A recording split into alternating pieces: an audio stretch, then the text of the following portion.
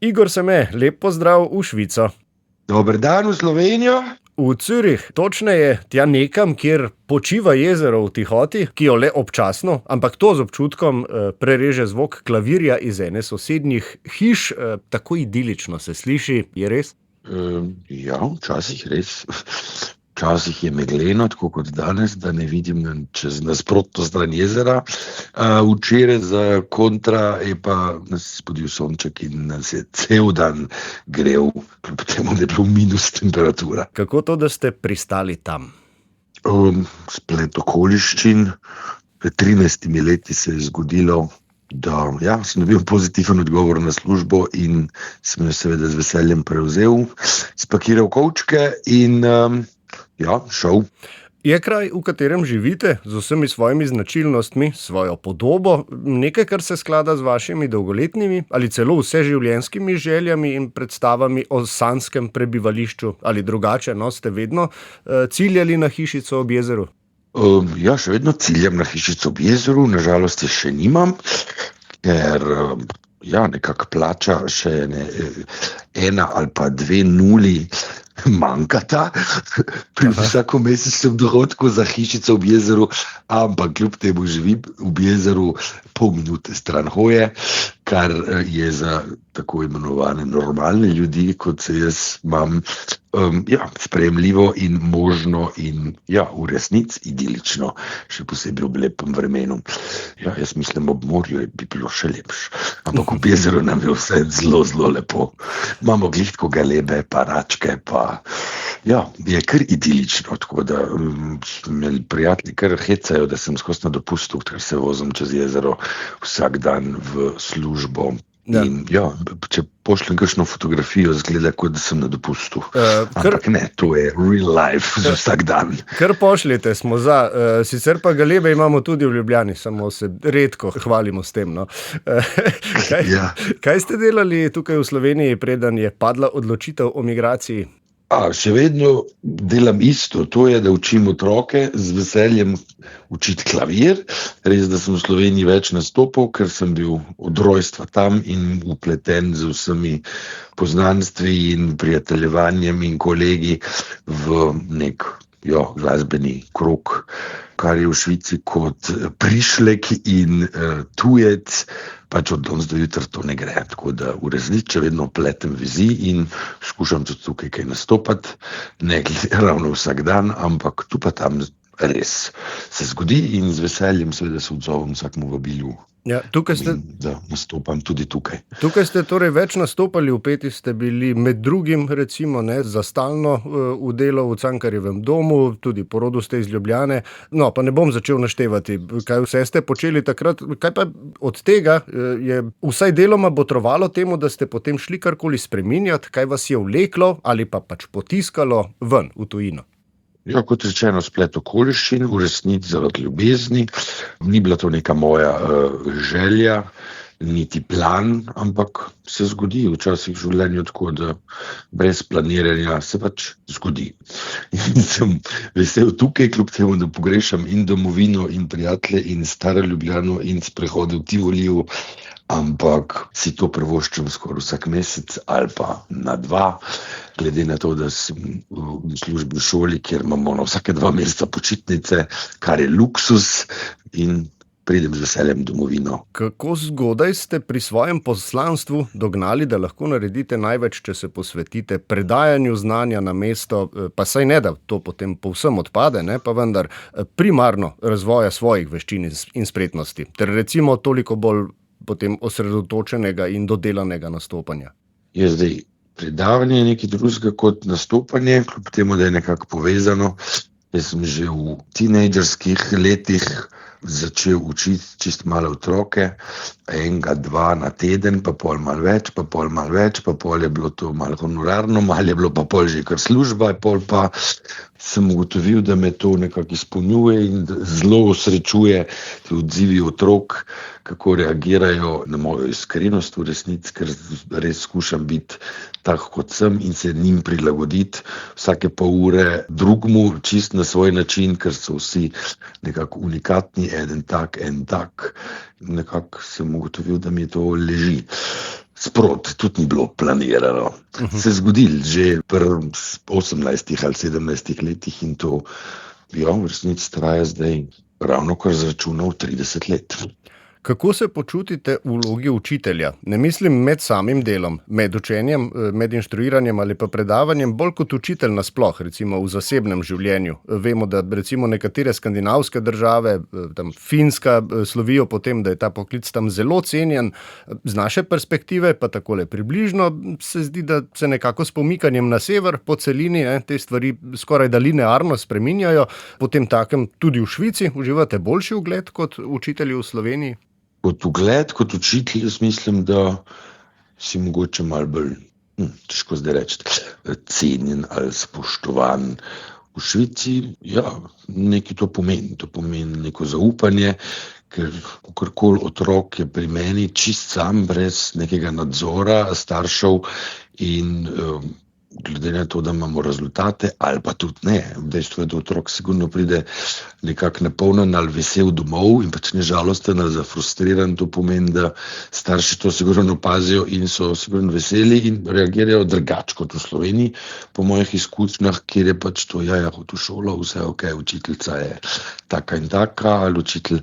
In ne vem, pač vsaka država ima svoje, kako je na severu, čisto točno ne vem. Kako je še bolj na jugu, tudi ne vem. Za te dve državi, za domovino in Švico vem, razlika mičkanje je mogoče v spoštovanju, tudi od otrok, ki jih učijo že v vrtcu. Vsako jutro, to je bilo meni kar malo šokantno, ko sem prvič videl, da cel razred stoji v preddverju ali v avli, preden pač grejo v svoj prostor ali razred in čakajo na učiteljico, kljub temu, da je razred odprt, celo vrata so odprta, ker ko učiteljica pride do vrat, se postavi kot en vojak in vsak otrok ji da roko in reče: dobro jutro, gospa Schneider, dobro jutro, gospa Schneider, in ona odgovori z živijo Tom, dobro jutro, Francl, zdravo, Štefka. Potem imajo pouk, ko grejo domov za kosilo, se ponovi, dober tek, se vidimo kasneje, če jih je 25, če jih je sam 5, jih je 5, če jih je pa 32, jih je pa 32. In o pol dveh, ki pridejo nazaj, se to ponovi in popoldne, ki grejo domov, se to ponovi. To pomeni 4-krat na dan, da otrok roko učitelju, brez nekih ustrahovanj, pač to enostavno tako je. To v Sloveniji pač ni nikoli bilo, če mogoče kdaj bo, bi bilo fino, ker se otroci naučijo že v vrtcu čisto od začetka tako baznega spoštovanja do in odraslih, v resnici pa tudi do učitelja ali pa do ustanove kot šole, ampak bolj gre tukaj za ene medčloveške odnose. Tako da je to malo drugače kot v Sloveniji, kjer otrok niti ne pozdrav, ker pač to on meni ni rekel, da bi bilo lepo. Pogovarjamo se z Igorjem Semetom, slovenskim pianistom in učiteljem Poševnica, zasebnim inštruktorjem, ki že več kot 10 let živi v švicarskem Zürichu. Na vaši spletni strani sem prebral, da ste prejemnik najvišjega pedagoškega naziva svetnik, upam, da sem to besedo prav naglasil, namesto svetnika, ne? Vsekakor pa, da ne bo pomote, ne govorimo tu o kakšni uradniški funkciji oziroma funkciji, kot jih poznamo iz sfere lokalnih občinskih oblasti, ne? Za kakšno priznanje gre, kdo ga podeljuje? To ste dobili tam v Švici. To je bilo že v Sloveniji, kjer se še dan danes, kot vem, po Torovencu celo 4 nazivi, včasih so bili 3 in 3. največji je bil ta svetnik. Svetnik, še izlušten s tem naglasevanjem, imam celo še dan danes kdaj probleme v Švici, ker je tudi pomen besede totalno drug. Gre za pedagoške nazive, nekako je rangiran, kaj si vse dosegel, kaj vse si naredil v pedagoškem smislu ali pa v glasbenem, nekako je to cik-cak povezano in potočkovano, in ko se to odda, komisija na ministrstvu odloči, ali si tega vreden ali ne, in to lahko pol prejmeš. Posledice so, da imaš malo večjo plačo, pri prvem nazivu, pri drugem še večjo, pri tretjem še večjo. Pozna se to v Sloveniji, v Švici to nima nobenega pomena, ker so to slovenski normativi in je tukaj drugače to točkovano. Niti ne bi vedel, da to tukaj obstaja. Podatek o tem, da ste torej svetnik, sem prebral na vaši spletni strani, kjer imate objavljen svoj življenjepis. Ko sva ravno ne pri tem, pri PR-u, kolikšen kakšen del svojega ugleda, glede na to, da delate tudi v zasebni sferi ali pa v zasebni sferi, bi pripisali striktno vašim pedagoškim sposobnostim in koliko angažmaja terja delo na vaši javni podobi? Nekako kombinacija vsega tega skupaj. Težko bi rekel, da je ena stvar bolj pomembna kot druga, ampak nekako kombinacija, je fino, da se izide. Ja, in meni in drugim, ki so okoli mene. Ja, mislim, najbrž pomaga, če se znate učinkovito diferencirati od svoje konkurence, ne? Izpostaviti neke svoje posebnosti. Se recimo, kdaj prodajate, na pamet mi je padlo, kot edini pianist, ki je kdaj igral v najvišjih vrhovih slovenskega gorskega sveta, na primer? Ne, se mi zdi lušten. Ne vem, tudi rokorazcela sem edini. Vem, da se sigurno ne zgodi vsak dan, da s helikopterjem ti dostavijo električen klavir na Kredercu, kjer nastopaš pred vrhom takratnega političnega vrha, to je pač Zrihtutov, in je bilo res lušten in lepo in sva zanjo Bukovec takrat nastopala in še par drugih zdraven in bilo res lušten. Kdaj je bilo to? Da bi to prodajal zaradi tega, ne vem, več bi mogel računati, recimo 20 let nazaj ali pa še več. Od takrat vam je kakšna taka padla na pamet? Kakšen tak podvig? Z veseljem, ampak čakam na kakšnega magnata v Švici, da bi si to tudi privoščil. Vem, da obstojejo, da jim vozijo catering in ne samo klavir, tudi kaj drugega leti s helikopterjem za tiste, ki si lahko privoščijo in to sploh smijo, ker so pravila malo bolj še strožja kot v Sloveniji. Tako da ne, vem, da se to dogaja, ampak mene do zdaj še ni noben poklical, da bi šel na 3000 kaj zaigrati. Če pa kliče, pa greste. Ja, ne vem, čakam na klic. Zaenkrat je bilo vse z avtom pa z vlakom. Povejva še kaj o vaši novi domovini, Švici, pa da ne bo zvenelo, kot da sva plačana, da delava kakšno reklamo. Povejte nam še kaj o vam manj prijetnih vidikih življenja tam. Vam gre kaj pri tem, kako so stvari tam urejene, po kakšnih konvencijah tečejo, kaj morebiti zahtevajo od človeka, sploh priseljence, recimo, kdaj na živce? Ali pa so pač odveč? No, mene nič ne moti, jaz sem kvečem bil na začetku vsak dan, ne, ampak res pogosto pozitivno presenečen, kako stvari res logično in enostavno delujejo. Naprimer, slovenskim vozniškim izpitom v Švici pač ne smeš voziti več kot, ne vem več koliko. Kaj moraš takoj zamenjati, zdaj kako to izgleda? Sigurno, v Sloveniji si moraš skoraj dopust vzeti oziroma se moraš naročiti na javni upravi, kar seveda je čez 3 tedne, pa pol mogoče priješ na vrsto, pa ti meni povedal, da moraš fotko vzeti sabo, pa pol moraš to plačati, pa pol si spet postavil to vrst. V glavnem to traja, to je cel projekt. V Švici to še danes je tako, da vozniški izpit plus eno fotko, daš v kuverto, pošleš, naslednji dan to oni dobijo, naredijo in na naslednji dan, to se pravi v roku 48 ur, dobiš v nabiralnik nov švicarski vozniški izpit, položnico, ki jo plačaš in to je to.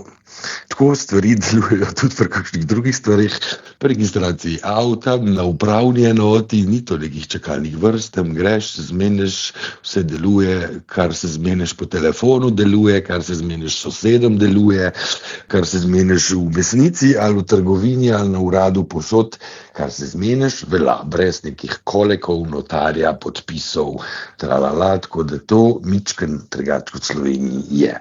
In za vsakodnevno življenje na koncu pri vsem tem redu in pravilih, kakorkoli spiš malo bolj mirno, ker veš, da je vse urejeno in tako nekako, kot bi se spodobili. Pač res drugače kot na Sloveniji. Skoraj ste rekli Balkanu. Ker na Hrvaškem pa v Bosni je še bolj po domač, pač imajo svoja pravila, glih tako vsi pridejo skozi, na drugačen način seveda, vse to pa po eni strani pa, ker sem mičken res Balkanca po duši, to pogrešam, ampak mi je kar všeč, da je zelo po regelcih in po redu. Kaj slovenskega ali pa tudi za Slovenijo značilnega opažate v Švici ali pa med Švicarji oziroma kakšne podobnosti med obema realnostima ste opazili v dobrem desetletju, kar ste tam?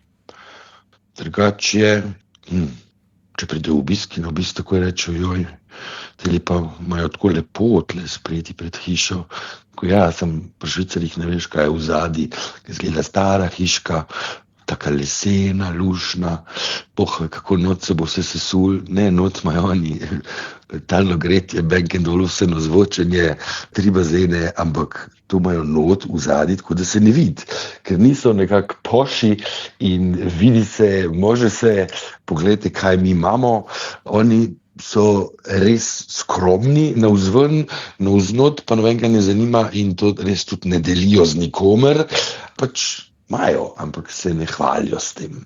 To je zelo velika razlika med Slovenci in Švicarji. Pri nas bi rekli obrnjena situacija. Se pravi, raje v Sloveniji na zunanje gre na leasing, pa pol ga imeti pred hišo, samo zato, da se ga vidi, ker nekako ni glih za poln dank vsak dan, niti vsak mesec. V Švici vidiš gospo staro, se grdo sliši, se reče po ljubljanski, bi človek dal še za sendvič, ne?